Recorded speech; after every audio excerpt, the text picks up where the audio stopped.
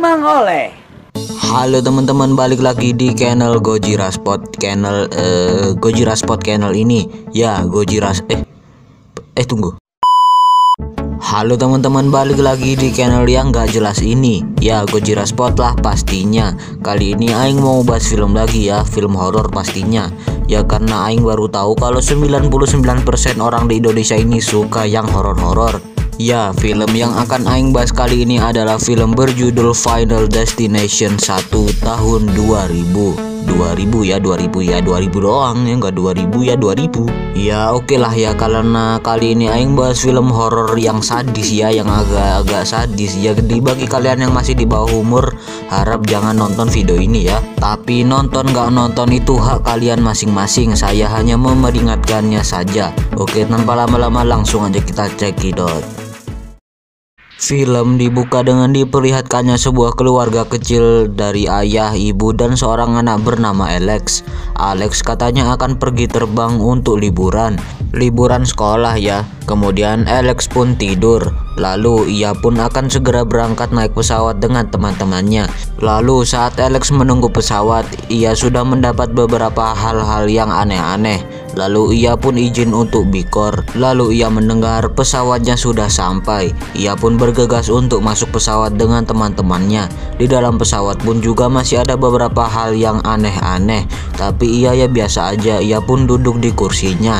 Namun ada dua orang ciwi-ciwi yang minta duduk di situ. Ya, si Alex pun ya oke-oke aja. Ia pun duduk dengan temannya. Lalu Alex pun duduk paling pinggir, dan sebuah taplak meja di kursi di depannya gagang kuncinya rusak, dan terlihat pemandangan di luar yang lagi hujan deres-deresnya badai. Dan tak lama pesawat pun terbang. Si Alex terlihat panik, namun berbeda dengan orang-orang yang lainnya. Mereka terlihat senang seperti orang yang senang. Namun tak berapa lama pesawat mengalami oleng dikit sih. Ya mereka menganggapnya normal aja, hingga datanglah oleng yang lebih parah lagi. Mereka semua mulai merasa panik. Benda-benda pun berjatuhan. Mereka pun mulai mengambil tabung oksigen supaya tidak stres. Dan tak lama pesawat pun mulai amburadul ambyar dan meledak. Mereka semua pun tewas. Namun ternyata itu hanya bayangan dari Alex. Ternyata mereka semua belum mati sih. Tapi si Alex saat pesawat mulai berangkat, ia mulai merasa panik. Ia pun memeriksa kursi di temannya, dan benar, gagang kuncinya rusak. Semuanya sama persis seperti di bayangannya. Ia pun mulai merasa panik dan meminta untuk keluar. Lalu beberapa temannya pun ikut Alex untuk keluar, dan ia pun bertengkar dengan seseorang yang merasa tak terima. Lalu tak lama pesawat pun berangkat, dan di ruang tunggu si Alex bertengkar dengan seorang pria, dan terlihat pesawat mulai terbang normal. Namun tiba-tiba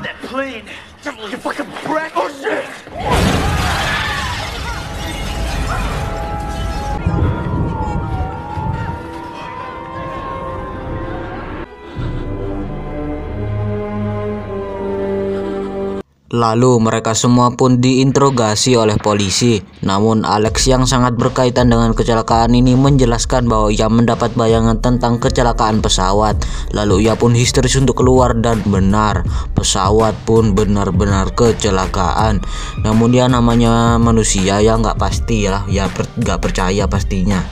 Lalu mereka semua pun dijemput oleh orang tua mereka masing-masing. Namun seorang betina bernama Claire tidak dijemput oleh keluarganya, sehingga ia pun diantar oleh keluarga Alex. Dan di rumah Alex pun dipeluk seerat-eratnya oleh kedua orang tuanya, karena mereka bersyukur karena anaknya masih selamat.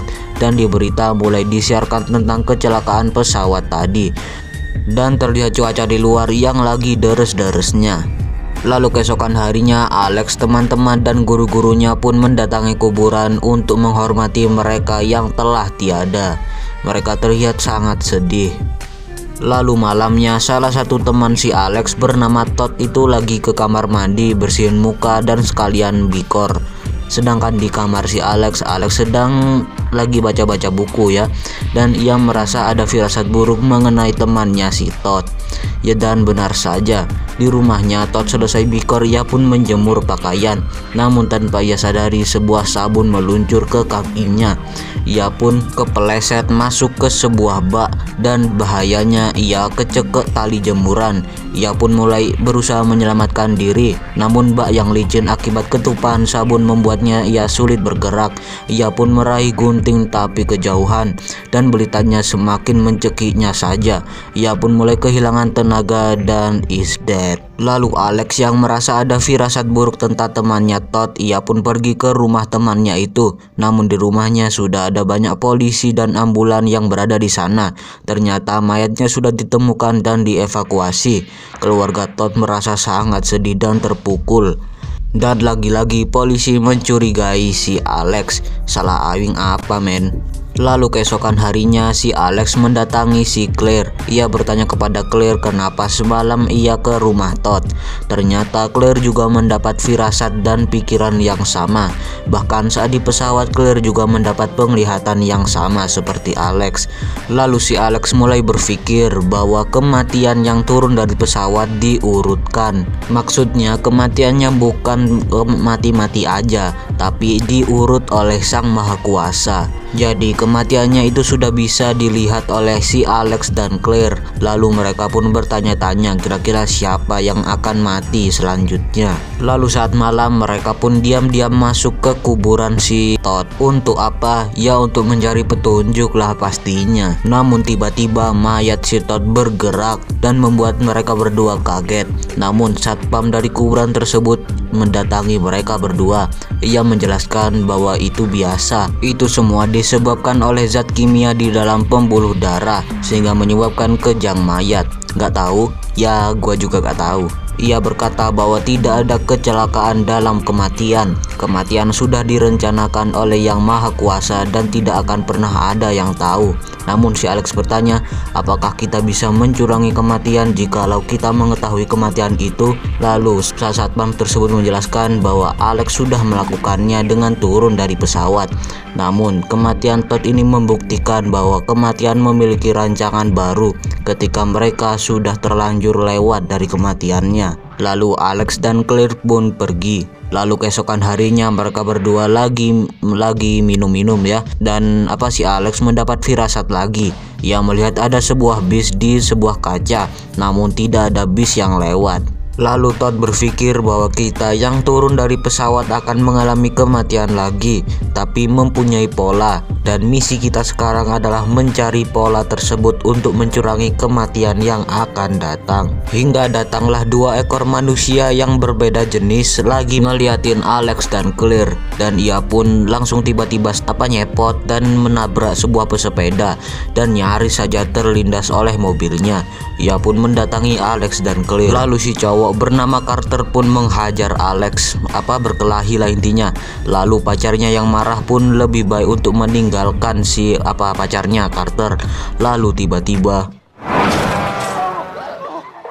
ternyata bis yang ada di firasat Alex tadi adalah bis yang akan mengakhiri hidup pacar si Carter. Lalu di rumah Alex ditelepon oleh Claire. Namun sepertinya Alex masih trauma. Lalu terjadi berita mengenai kenapa pesawat yang dinaiki oleh Alex bisa meledak. Ternyata ada masalah pada bagian pengisian bahan bakar.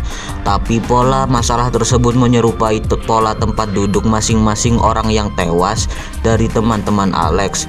Alex pun menggambarkan pola tersebut dan mencocokkannya dengan tempat duduk mereka masing-masing. Dan ternyata sama persis seperti bagian awal.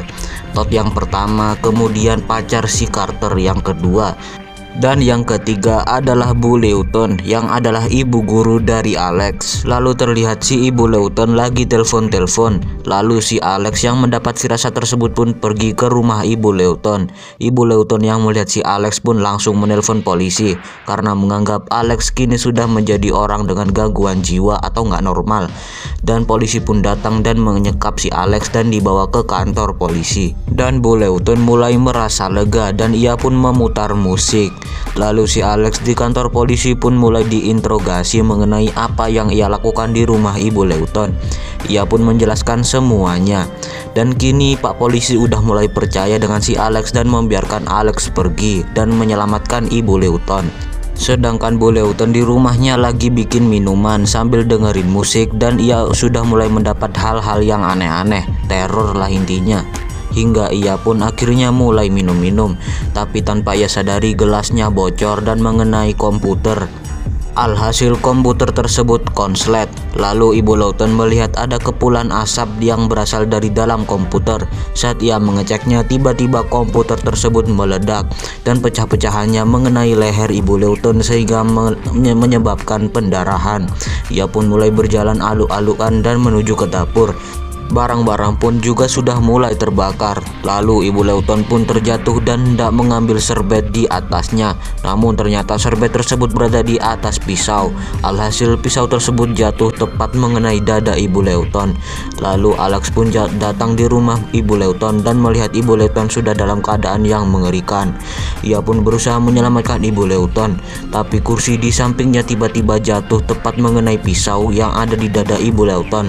Alhasil pisau tersebut semakin menusuk ke dalam dan Ibu Leuton mati seketika.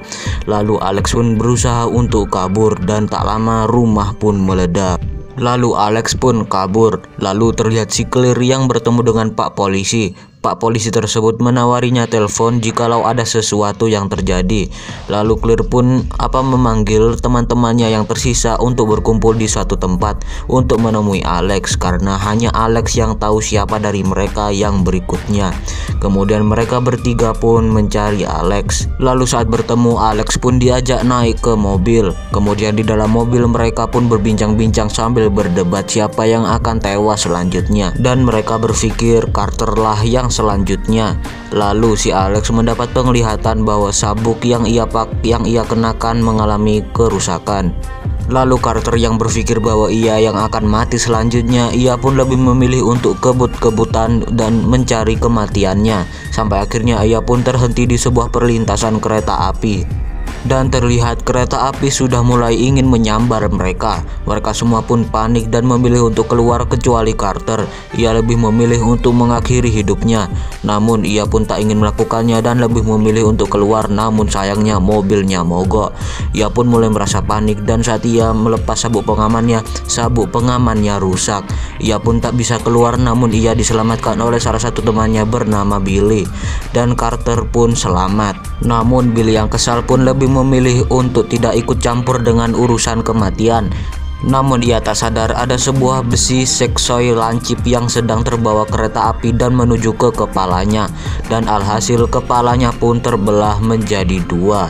Kini Billy pun tewas dan yang selanjutnya adalah si Alex. Lalu keesokan harinya di seekor rumah, si Alex mengisolasi diri dan mengisolasi semua barang yang sekiranya akan menyebabkan kematian, seperti benda-benda tajam. Dan benar, si Alex nyaris saja tertusuk benda-benda tajam, namun ia selamat. Dan dengan songongnya ia berkata bahwa ia akan selalu melewatinya dan akan mengalahkannya.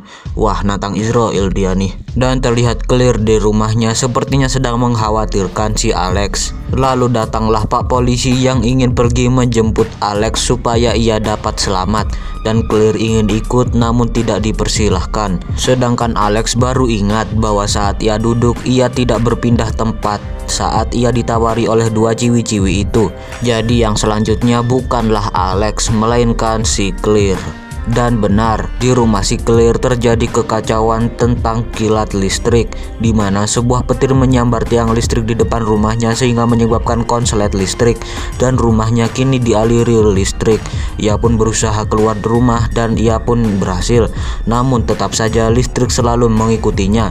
Ia pun nyaris saja tewas oleh listrik, namun tiba-tiba datang Alex yang menyelamatkannya dan nyawa Claire pun terselamatkan.